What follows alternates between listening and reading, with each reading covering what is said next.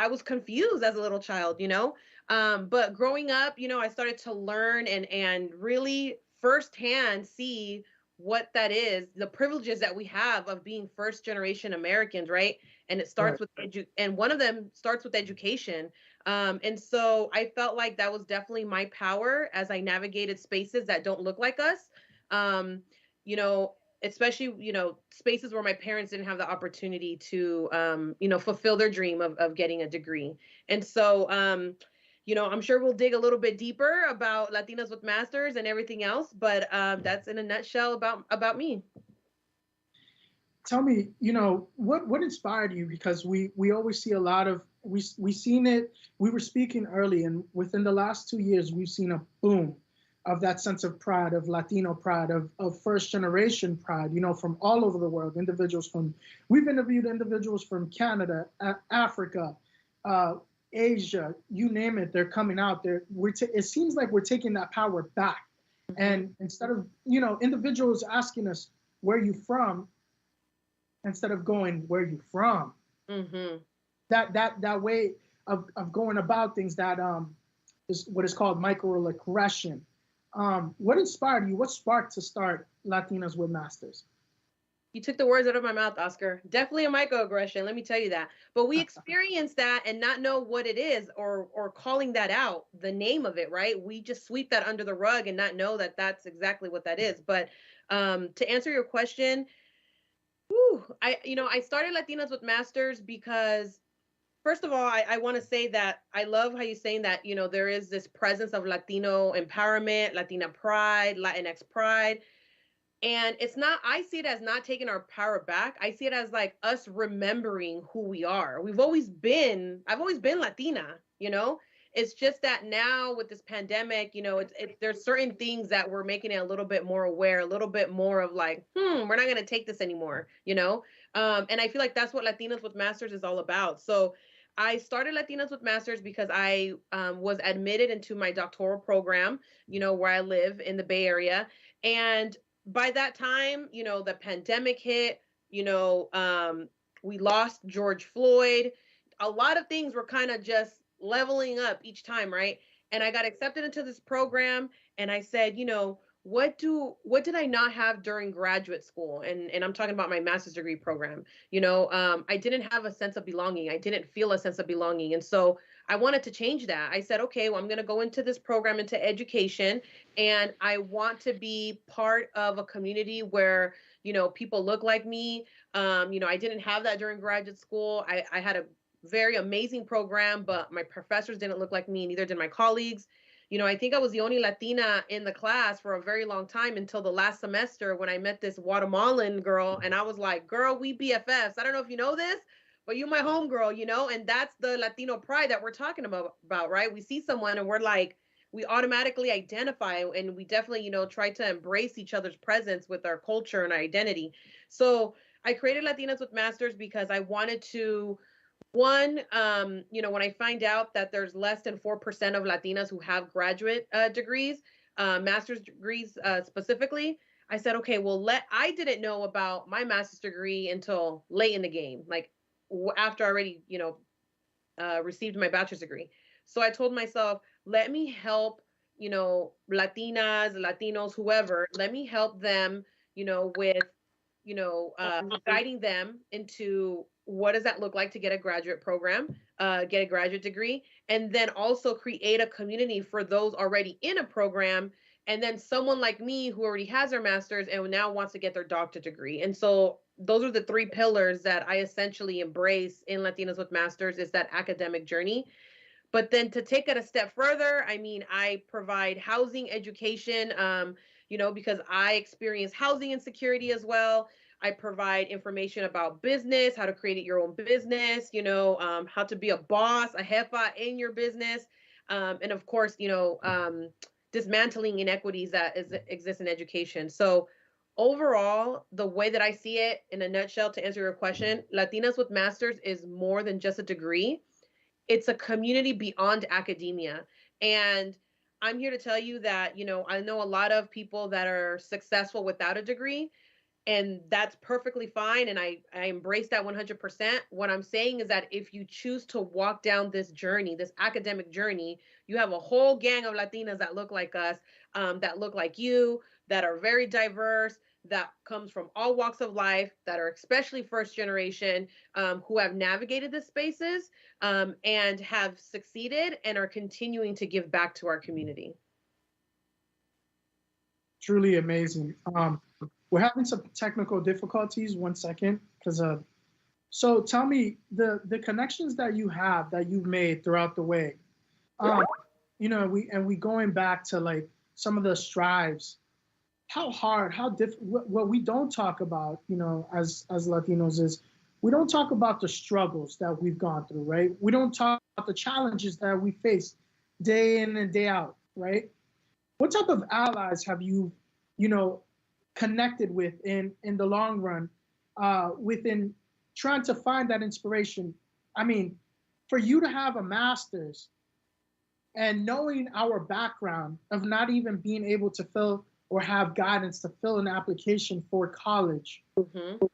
Tell me some of those challenges and how you overcome that, because there's there's Latinos right now that are listening that are preparing to go to college. They're seniors right now.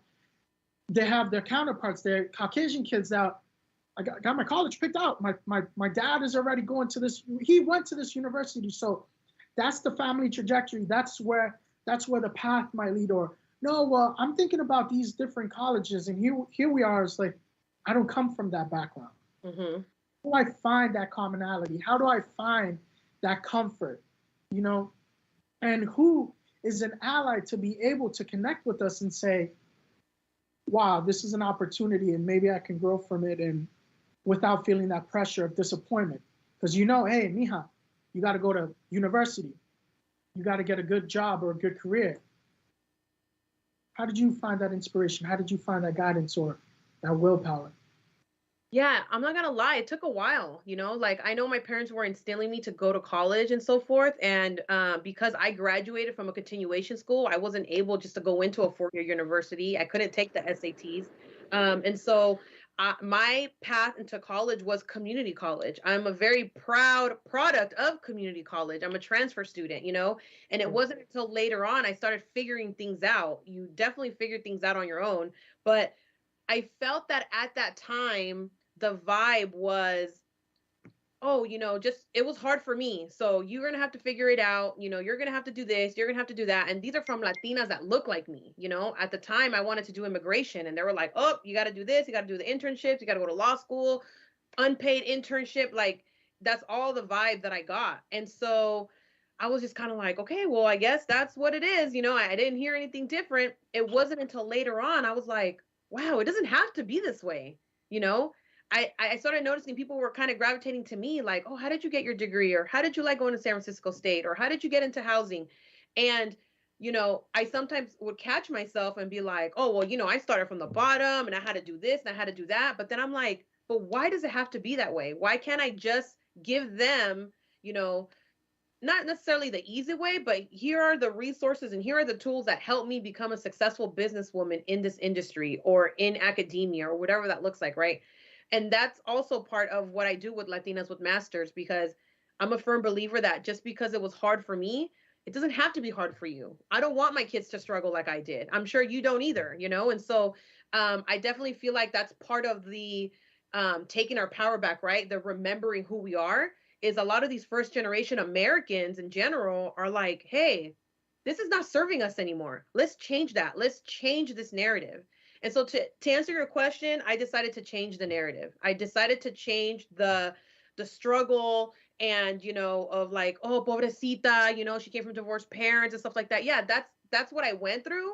And that experience definitely shaped me and molded me to who I am. It doesn't mean that I want to pass on that generational trauma to my daughter and to my son, and then have this story for them to elaborate on. No, we don't. That's not how we want to identify ourselves, And so I felt that there came a point to my life where I was just kind of like, I'm just going to ask people, hey, Oscar, how do you get on the radio?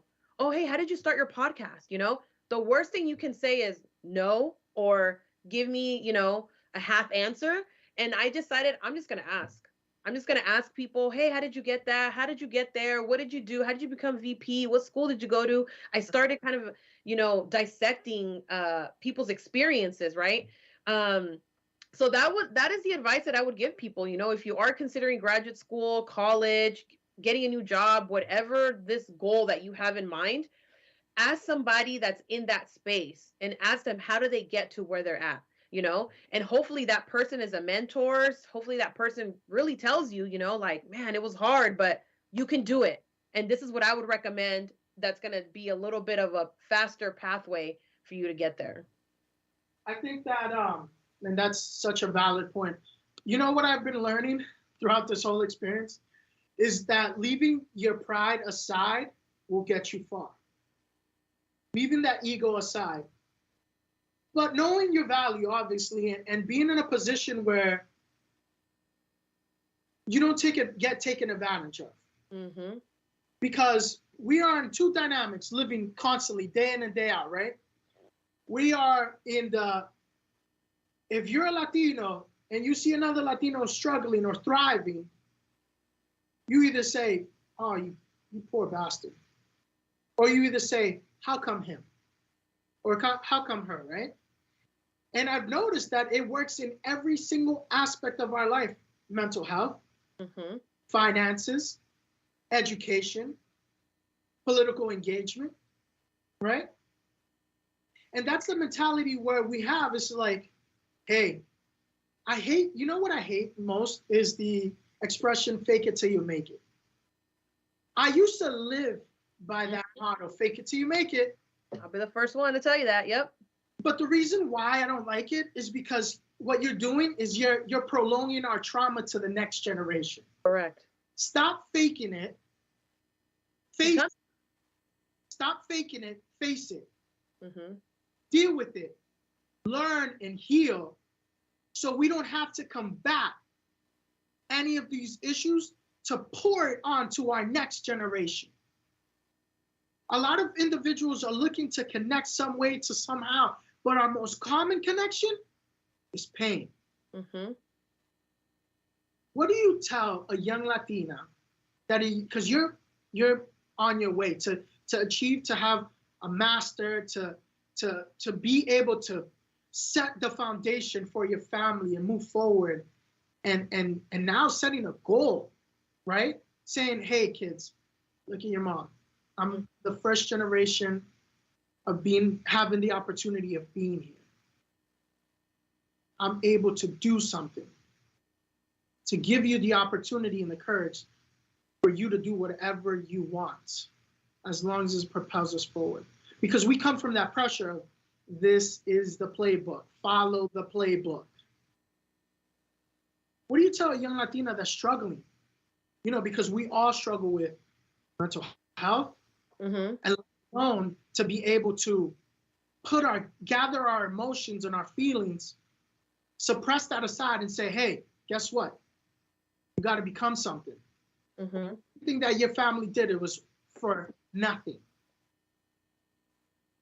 Kind of like what I said earlier, I feel that as first generations, we own a lot of our parents' trauma. I was owning my parents' trauma for a very long time. The way that they came to from Nicaragua to the United States abruptly, the way they had to leave their family. My mom lost a husband and a child within a 2-3 year period before I was born, before she met my father. My mom is still grieving, has never grieved fully, properly, right? And you can tell in su carácter and su modo de hacer and just the way that she is, just like rafla. And I see that now as an adult. I used to resent that against her. Now I'm like, my mom hasn't healed, and I've learned to accept her for who she is, right? But to answer your question, one thing I would say is our parents' financial trauma, emotional trauma, physical trauma, whatever they went through, even though it's embedded in our DNA by the time we're born, that life experience that they experienced when they were a child is embedded in our DNA. It's not our trauma, And so I would, definitely just learn to, manage those emotions or learn how to heal with your parents. I know it's easier said than done, but when you get into school, into higher education, definitely take advantage of those resources of therapy, something that we don't talk about a lot, like, oh, I don't need therapy, soy loca, Yeah. I used to think like that too. Yeah. Then I'm like, wow, therapy just solved like 12 years of my time Thank you. right there. Thank you. Thank you. Honestly, Thank this a therapy session for me too. Let me tell you something. I've been, yeah, the way that I approach other individuals, I mean, I'm human. Don't get me wrong. I'm always in the protect, protect, protect mode, right? Exactly. Because there's a lot of individuals that like to take advantage of us. Whether the culture that we bring, whether the sazon, the flavor, the intimacy, the organic, the whole life, the essence of our culture and what we come from, right? Mm-hmm. That is truly powerful. And to come to a country that is a melting pot and have individuals that really can assemble or can assess, because they're a couple of generations way ahead, that they're losing their essence. Even to us, we're like, hey, our second generation needs to speak Spanish. Mm-hmm. Needs to speak Spanish, because we can't forget the roots. Mm-hmm. And we battle with communications with, God forbid, one day I might have a child or you have a child, and then your parents are like, ¿pero qué? ¿No habla español? Uy, se está olvidando de las raíces. Mm-hmm. She doesn't speak Spanish? Ooh, you gave me chills. Getting about her roots, right? Yep, absolutely. How do we keep our culture forward? Because I know that you live in LA, you live in California, right? Mm-hmm. California is the population of Hispanics, right? Mm-hmm. So if you go outside, you feel like you're home away from home, right? Here in New Hampshire, I don't have that. I have to go to local businesses to get a piece of home, and even at that, it's not ours. It's our neighbors, which mm-hmm. Which is Central America, Mexican restaurants, Colombian restaurants. Mm-hmm. We don't have our true location for ourselves as Ecuadorians, and we're starting to see it grow. We used to travel 45 minutes out to Boston to be able to get our home goods. Right? Mm-hmm. How does it feel like that for you? And what are some of the battles? Because I want to compare from coast to coast some of the battles in different aspects, right? You're out in LA.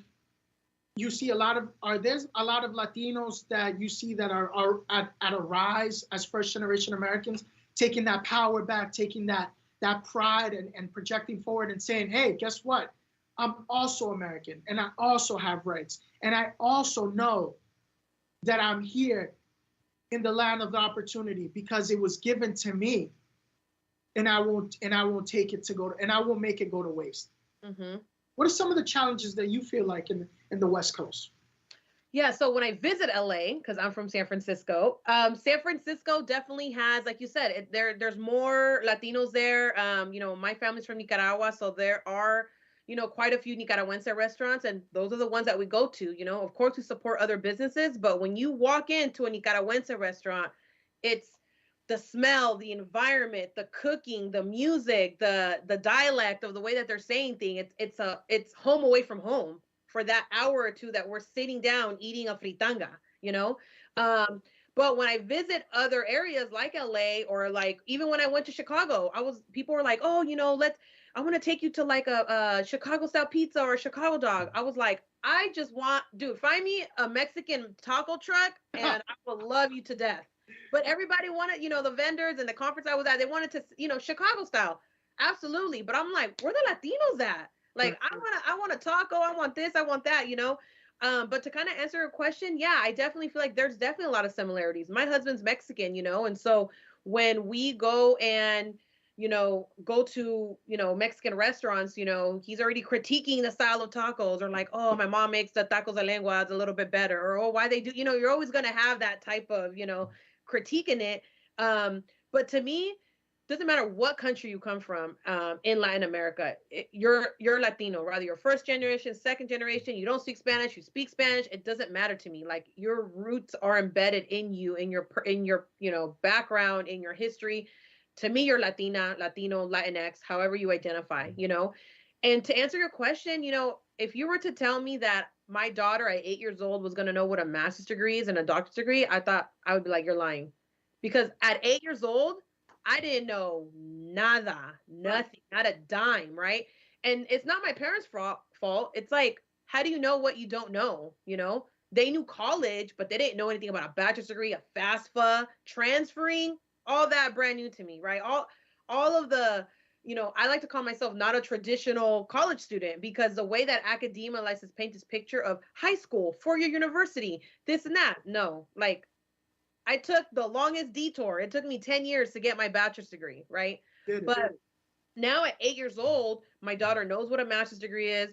My daughter's teacher has a master's degree, and he was you know, he's advancing his degree, so he was like talking to the class about higher education, and my daughter said she was raising her hand, and I was like, "What were you going to say?" And she said, "I was going to say, you know, my mom is a Latina with masters." And I started crying because, you know, I'm here talking to you. I'm here doing all this, you know, work on the back. And my daughter is looking at that and she's remembering that. And then she's spreading that type of, you know, positivity of her mom. Like you said, like, wow, my mom has a master's degree, right? And my kids actually go to a Spanish immersion program because I didn't learn Spanish. I honestly only spoke Spanish till I was 5 years old. I mean, mind you, my parents are like 2, 3 years, recién venido from Nicaragua. They didn't know any English. You couldn't have me to talk English when I was in kindergarten. They had to write a letter being like, we don't understand her. She needs to go to ESL or something, right? Honestly. And then obviously when I grew up and my parents telling me, you're American, vos sos americana, hablan inglés, all this other stuff, right? You know, it was eye-opening to me. Yep. But, you know, I get that. I get the, y esta niña no sabe español. ¿Y cómo no vas a saber qué es eso, right? And I'm like, I don't know. I never taught my daughter this word that I've never heard of, you know, whatever it is that we're talking about. So I have the privilege that my kids are able to go to a curriculum that is embracing the Latino culture, that is teaching 90% Spanish, 80% Spanish, you know, as a, you know, advance in the grades, you know, it's 50-50 English and Spanish. But yeah, I mean, it's like I said, I feel like here in California, there is a lot of Latino pride. You know, a lot of people embrace, you know, the business owner who has the hot dog stand, the business owner who's selling flowers on the corner, you know, the businesswoman that has the taco truck, the businesswoman that's at the flea market. I mean, here there's a lot of Latino pride, and if they see anything else different, you know, they'll be quick to say something. And I know that sometimes in other spaces, you know, unfortunately racism is like in your face, and sometimes when you're the only one or when you feel like you don't have the right or privilege to say something, you know, you don't. But not in California. I'm sure California is in the news a lot because we're a very progressive state, you know, and it's just, you know, you brought something up to me, and I feel that because I am first generation American, because I am American, you know, getting deported was not something I feared about because I didn't have to be deported because I'm born here, you know, but compared to someone who doesn't come to this country or is not from this country, there's always that fear of I can't speak up because I'm going to get deported, right? So I felt like that was definitely the privilege that I had, and I knew that early on, which is why I wanted to be an immigration attorney at the time, because I was like, well, they can't deport me, so I'll say something.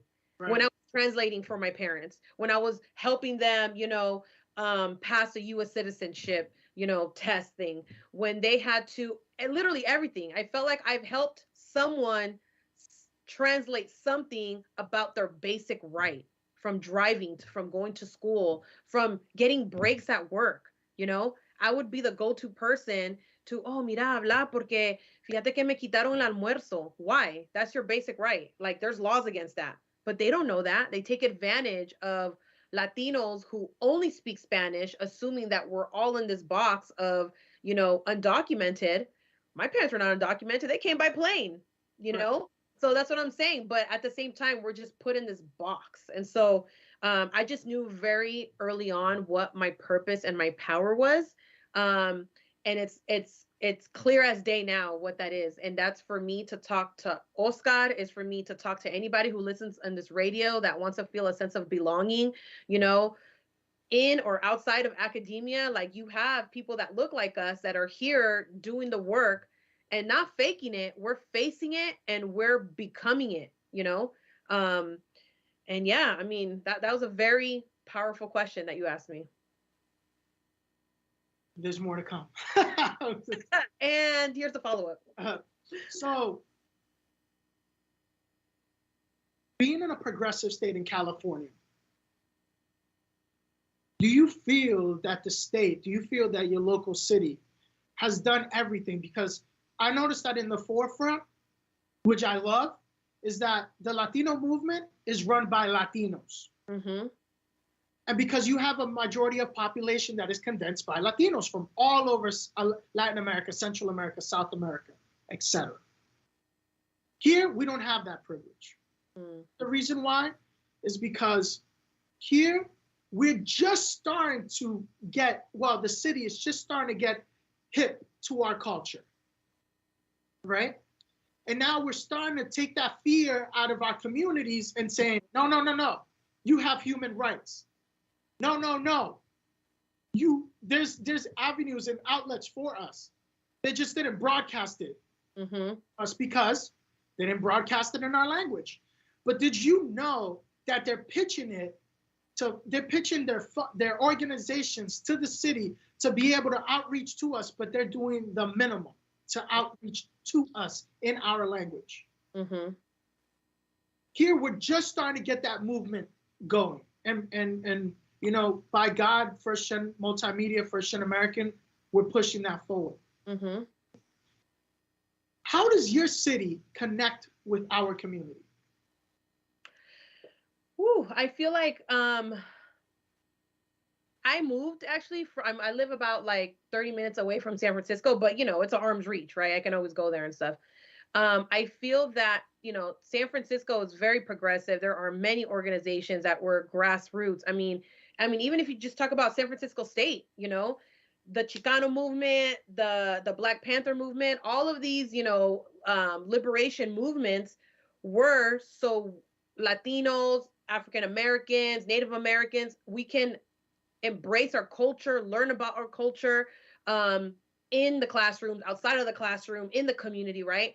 And San Francisco State is the first school in the nation to have an ethnic studies department, you know, and it was because of you know, of the people that came before us that were fighting for those rights. And so that, I mean, that itself should tell you the roots of San Francisco in itself, right? And in Oakland and in other spaces. So I feel like out here, you know, they were quick to hop on that, to be like, you know what? Yeah, that ain't gonna fly with us over here, right? In LA was the Chicano movement, right?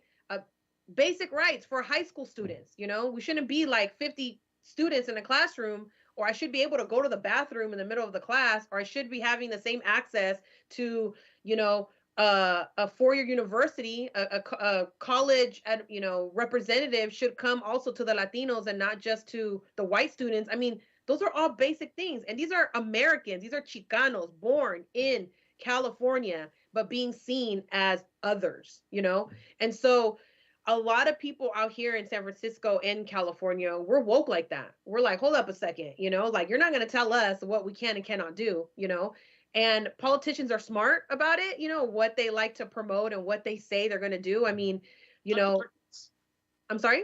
Check the box. They check in boxes, you know? I mean, our vice president, or Madam Vice President Kamala Harris came from San Francisco, you know, born in Oakland, you know, she's from our side of the hood, you know? And so,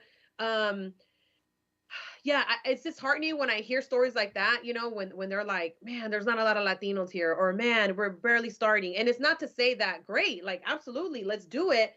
But it's just like, I don't know if anybody knows this, but like, we're the majority. We're not a minority. Like, yeah. I'm triggered when I hear minority, because I'll be the first one to be like, we're like 62 million. What do you mean minority? That's not a minority. That's a majority. So whether you like it or not, we're the majority in this nation, in this country, right? Apologies, we're just trying to figure out how to get connect with you guys. Oh, listen, that's exactly how it goes. Usually that conversation. Oh, I see what you're saying. Yeah, it's the not right now. It's the we don't have the bandwidth. We don't have the funds. Yeah. You don't need all that. You're getting more funding because you're pitching us.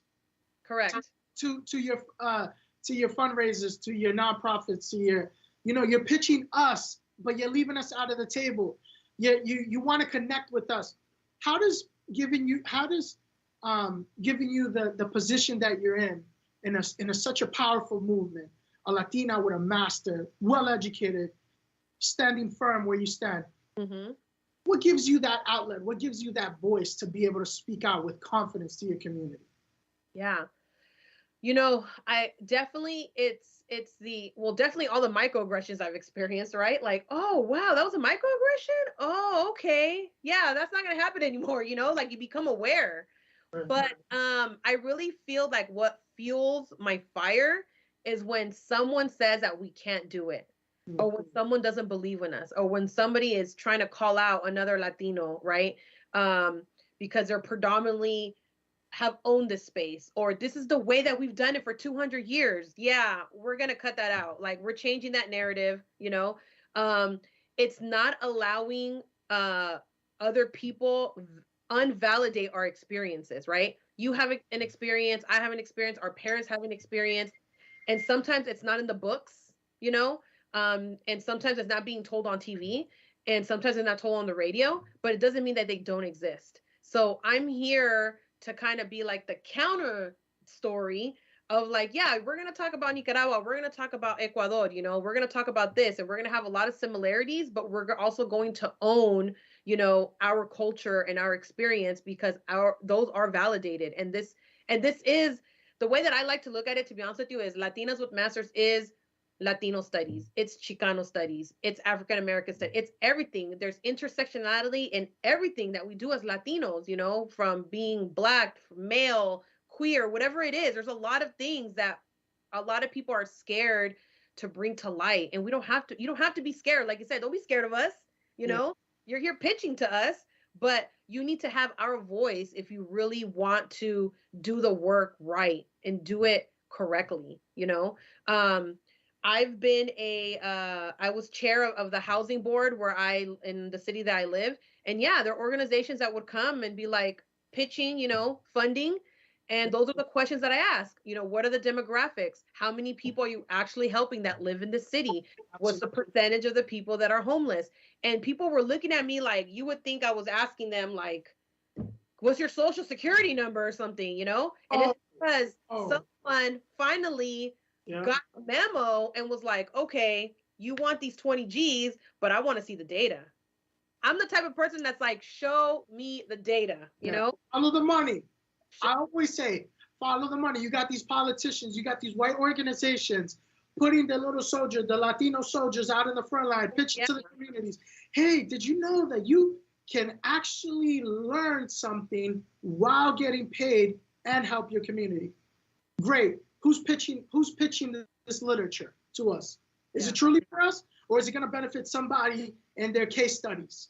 Mm-hmm. Mm-hmm. Go ahead. No, yeah. Listen, we don't need white saviors. You know what I'm saying? Like, and that's what I feel like sometimes. And like you said, they're checking a box. Oh, I want to go help all the hungry people in Ecuador and Nicaragua, and I'm going to create this organization. Great. Do it because that's the right thing to do. Right. Not because you want to put us, like you said, in a little soldier front to be like, don't you want to help all the, and that's what nonprofits do, right? They sell you this little sob story and have you working for like the bare minimum, but you're feeding los niños de Ecuador, Of course you're going to do it. You're like, oh my God, it's children in general, right? But at the end of the day, like you said, they're just checking boxes. It's for clout. It's for, whatever it is, their intentions are. And I'll be the first one as a marketing major, marketing professional, I'll be the first one to be like, that's a PR stunt.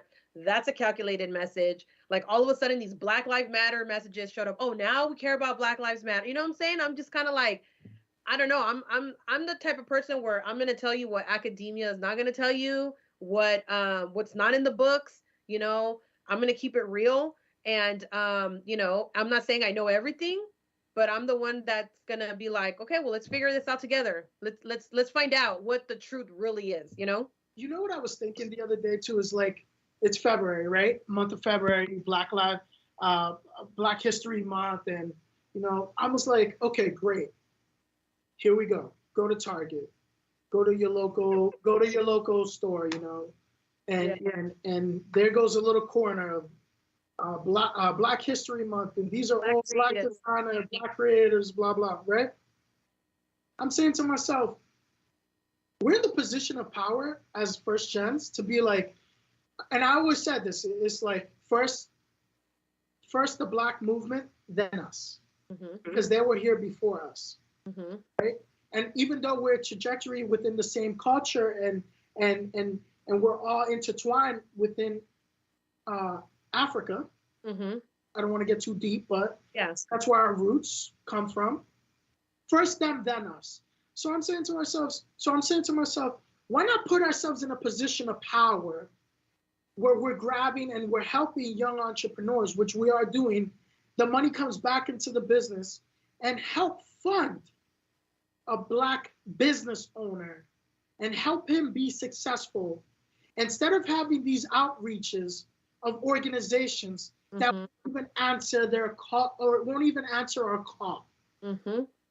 We're 2 years in to be able to fail, but we're a lifetime of no recognition.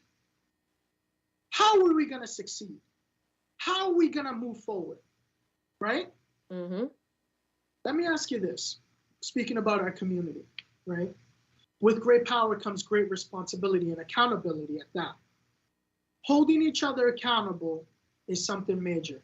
But what do you say to a Latino that's in our position and say, hey, be careful, don't get taken advantage of? Because sometimes that vulnerability comes from that validation seeking from that counterpart. A white figure could come up to you and say, oh my God, Christina, you're amazing. You're a master at that. And what you're doing with your community, I love it. I love it. You're doing, how come I haven't heard about this before? Because you haven't asked. Now you're just starting to assimilate as an ally. And now our community is like, wow, what you're doing for us is great.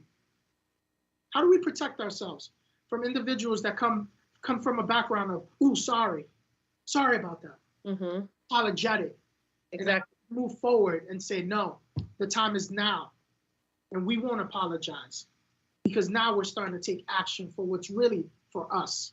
What do you say to somebody like that? What do you say to us?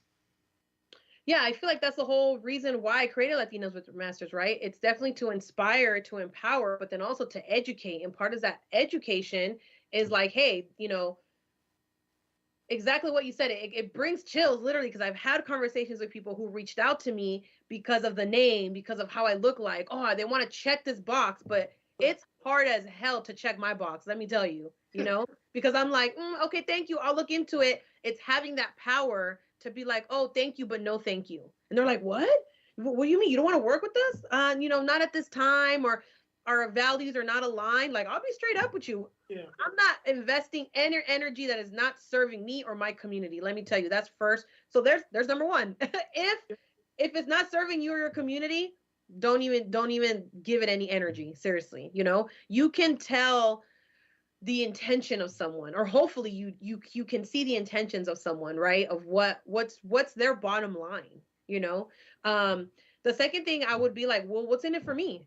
Yeah, okay, I'm going to do this, I'm going to do that for you. All I hear is all these things that you want me to do for you, but like, what's in it for me though? Like, what is it for me and my community, And again, I've had a lot of higher institutions reach out. Oh, we want to promote our graduate program. You want to do this, we want to do that, right? But I'm like, okay, still hard to get in. You require a GRE, you require a GMAT. There's still, it's still going to be hard for people to get admitted. You're still charging application fee. Deposit's not affordable. There's no tuition scholarship. I mean, listen, I already named 7. That's not serving us. So no, I am not going to promote a graduate program because I'm promoting advancing in graduate school. I'm creating this awareness of like, of equity. What does equity look like to get into a program, or to get a degree, or to be a business owner, or to have access to housing? That's the whole mission of Latinos with Masters, is equity, right? And so, again, I'm definitely quick to be like, Okay, thanks, because like you said, I hold the power. I don't have to work with you. You don't have to work with me, But what you will not do is try to promote things on my platform or continue these white supremacy, systemic, oppression policies that are not serving us. That's what you will not do. You know what I'm saying? And I feel that because I'm in this space, because I am aware, I am that voice. And the information that I provide is not to influence anybody or to make you think the way that I think. I give you the information and then that's on you, how you want to move forward with that decision or this pathway. But all the, you know, everything's out on the table. Right. And, this is where critical thinking comes in, right? You kind of start unpacking things and be like, oh wow, okay, I see what Christina was saying. I see what Oscar was saying. Yeah. This doesn't make sense. This doesn't look right for me. I'm not going to pursue that, There's a lot of allies in our community, very diverse, first generation, second generation, Latinos, not Latinos. I mean, everybody is sharing this information on social media. It's accessible for everybody, right? And like you said, it starts with the Black community. Critical race theory is the Black experience, the Black excellence. It's all these things that, a lot of people are scared to talk about, but it's like, why are you scared to talk about it? This is our history. You want to talk about being an American? Americans were slave owners. Let's own it. We're not saying that you are, but what we're saying is that this is the history and let's dismantle that, And the people that get defensive, unfortunately, is because either they're uneducated or they just refuse to learn, or maybe they're owning their ancestors' history. And that's the part what I'm saying is you can be white and be our ally. You can be, Asian, or you can be Native American, whatever it is, we can be allies of each other, but what starts is acknowledging what the history was and acknowledging, the oppression that these communities have for many years and many generations experienced, and acknowledging that needs to change, Define white ally. Define what? Define white ally. And a white ally to me is someone that, for example, supports Latinas with Masters, supports first generation American, and spreads or shares that information back to their community, who they identify with, and, can say, let's support this organization, or, you know what, I just learned this about, undocumented, students not having fresh water. I don't know. And we need to do something about it. And Latinas with Masters and Oscar are doing the work. And let's go ahead and see what we can do to help this movement or whatever it is, right? What I see, though, is, oh, yeah, Latinas with Masters, that's great, And then when I go back to them, I'd be like, oh, my God, this is what's going on. And so. Yeah, not right now. The time is not right for me right now, or we don't have the funding or the band. That's what not an ally is, It's almost like, how can I explain it? And then they're like, that's a great thought, though. We can do it ourselves. We don't need you. We can do it ourselves. And the most critical part is, if you're inspired by what we're speaking about, let us speak it. Correct. Don't speak for us.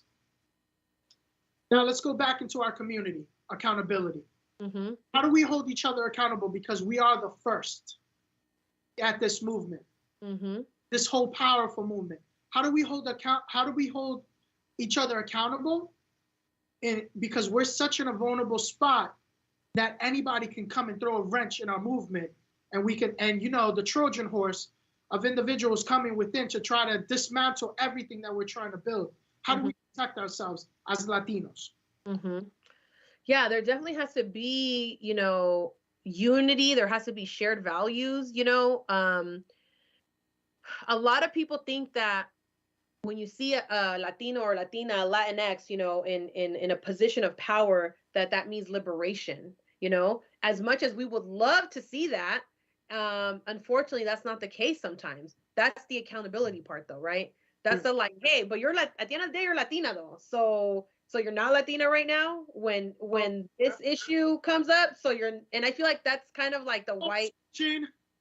Yes, and that I feel like that's what happens too sometimes with white allyship is the like, oh, like women, oh, women, yeah, women, oh, but I'm a white woman though, not a Latina woman, but you're a woman though. Like this, like abortion is for all women, not just Latinas or whatever, or equal pay is just for women. So again, but yeah, I feel that with holding Latinos accountable, it's, man, it's tough because you have people that rightfully so didn't experience what we experienced, right? So they're not aware of the struggle, they're not aware of what it is to be eating sardines and rice on the table, or like only having $20 in your checkbook, but you have to pay rent and a car payment and put food on the table, and that's their privilege. And so sometimes people only want to speak up to their own barriers, right? The barriers that they had to overcome. But again, that's the whole part of unity, and Latinos being united is like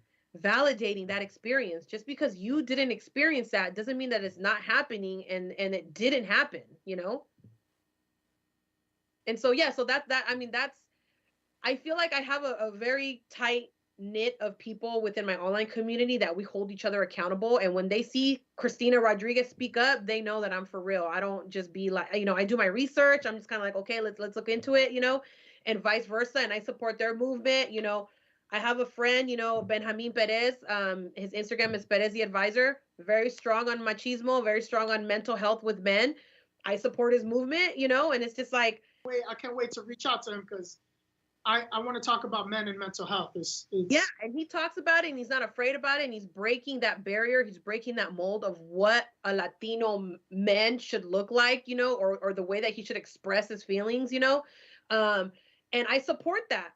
I'm not a man, you know what I'm saying? I'm not Mexican, but you know what? I'm raising a little boy who is a man, who will become a man, and who is half Mexican, and so why would I not want to learn on how I can raise my boy so he can be strong, and also, not be afraid to be vulnerable, because that's part of human nature, Yeah.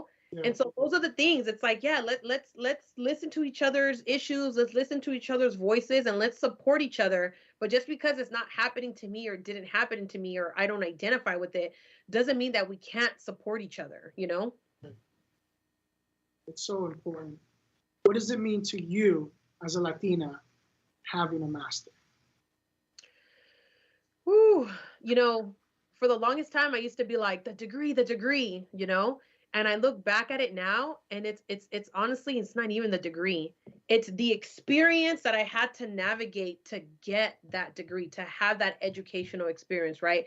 And yes, I received, curriculum in a business degree and a marketing degree, but what I mastered was remembering who I am as a Latina, right? Going back to what we talked about in the beginning, right?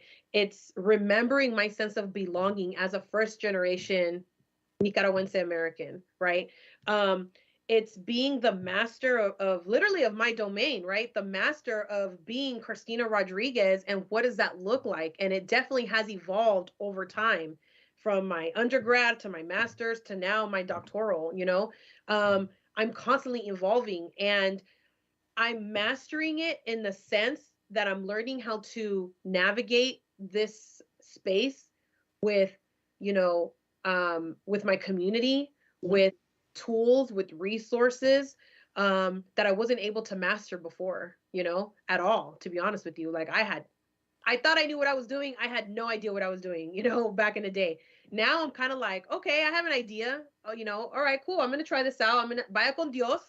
I'm going to see what happens, because I'm definitely the type of person that everything happens for a reason, and people come into my life for a reason, and vice versa. And so I feel like that's what I'm mastering. I'm mastering the way in which I show up in this space as a Latina, as a first generation American, as a mother, as a businesswoman, as an educated Latina, but also as a member of this community, in California, in the United States, representing my family from Nicaragua, just everything. I feel like, nobody's asked me that. Oscar. So I appreciate you asking me that, because I think that's a dope question that I would love to embrace. Like, what are you mastering? You know, and so I definitely appreciate you, opening the space of allowing me to share my journey and my passion. And one thing about us too is that we don't have to rehearse to be ourselves, right? This is all on the fly. I knew nothing that what you were going to ask me, and like I tell everybody, I bring my most authentic self to the table. Absolutely. Those mics fired up. I left a little piece of me behind, but I've learned something, and I've developed, and I've grown every single day, because and the beautiful thing is that we're learning from each other. Exactly. That pain is coming into pieces of ourselves that are healing and that are empowering our community. Mm-hmm. And that's how we hold each other accountable, because we're not the same that we were yesterday. Mm-mm. And tomorrow is never promised, but we're moving with purpose. Mm-hmm. You know what I'm saying? I think that this is just the beginning of a beautiful friendship, coast to coast. Absolutely. I think that this platform, I think that we are in the right place at the right time, and the time is now for our communities. As Latinos, as a Latina, my partner's a Latina, and to be able to share this amazing, don't get me wrong, we're not perfect. Mm-hmm. Sometimes we got to learn from each other. She has her perspective, I have mine, but I think that holding each other accountable, letting nobody infiltrate within, mm-hmm. with purpose for ourselves is powerful. It's important. Absolutely. And now we have another sister from the West Coast, and I can't wait until this is just the beginning. Absolutely, it is. And this is how we make our American dream. Mm-hmm. I appreciate you coming into the show. Give us a message to a Latina that's listening. What would you tell your younger self? Your younger self is listening right now. Mm-hmm. Christina, what would you tell, some words of inspiration for a Latina or Latino? I would tell her that you belong in this space, and it doesn't matter your skin color. It doesn't matter about your accent. It doesn't matter if you show up with red lipstick, hoop earrings, curly hair. You will be the only Latina in the room, but it definitely means that you will not be the last. A special shout out to all of our sponsors: Boomer Graphics and Signs, Rivera Nayarit, Sapopan. Shout out to Fabiola. Shout out to Carla, and shout out to Jerry, Bree, and Ben. If you guys are in the space to looking for an event with some great Mexican food, check out Rivera Nayarit. They have a little event area. And also a special shout out to Latinas with Masters. Guess what? My sisters are thriving, they're growing, and they're empowering. And thank you so much for joining us, Christina, on the show. What a privilege, what an honor. And we look forward to speaking to you again and having you back on the show. Absolutely. Muchas gracias, everyone. Thank you. WSMN 1590.